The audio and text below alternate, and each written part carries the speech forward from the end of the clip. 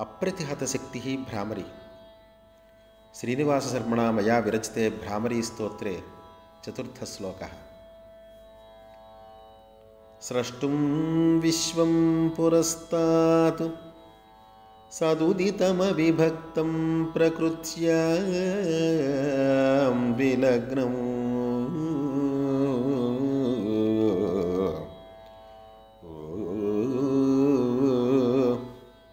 तत्संबन्धात्तु मायावृत्तिम् अथ निजविक्षेपशक्तिं तथा न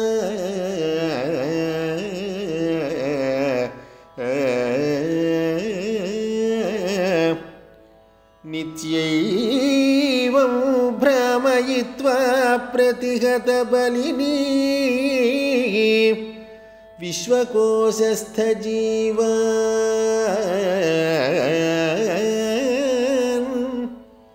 नित्यैवं भ्रामयित्वा प्रतिहतबलिनी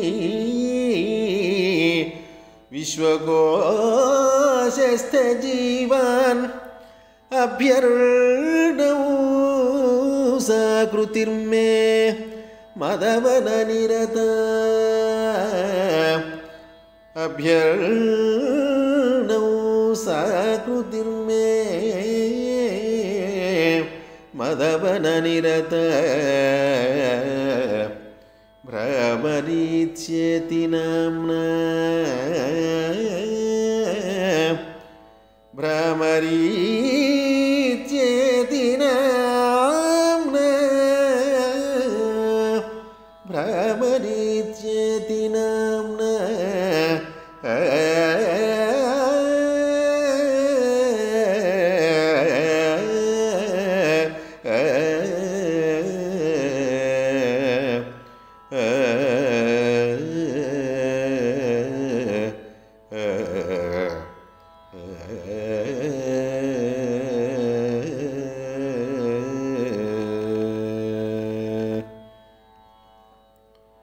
स्रष्टुं विश्वं पुरस्तात् सदुदितमविभक्तं प्रकृत्यां विलग्नं तत्संबन्धात्तु मायावृत्तिमथ निजविक्षेपशक्तिं तथा न नित्यैवं भ्रामयित्वा प्रतिहतबलिनी विश्वकोशस्थजीवान् अभ्यर्णं साकृतिर्मे मदवननिरता भ्रामरीत्येति नाम्ना।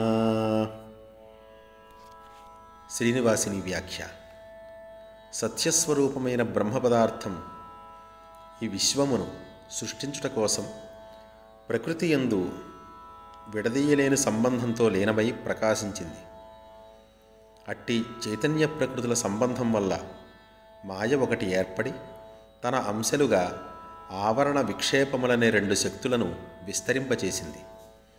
ఈ విధంగా నిత్యాశక్తి అయిన ఆ మాయ ఎదురులేని బలము గలదై ఈ విశ్వంలో ఉన్న సమస్త జీవులను భ్రమింపచేసి నన్ను రక్షించాలనే ఆశతో ఒక విశేషాకృతిని ధరించి భ్రామరి అనే పేరుతో నా వద్దకు వచ్చుచున్నది. సంసారమనే దావాగ్నిలో జీవులను పరుగు తీయించేది మాయ.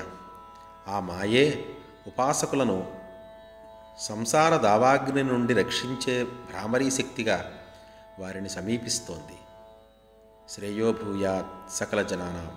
మీ యనమండ్ర శ్రీనివాస శర్మ.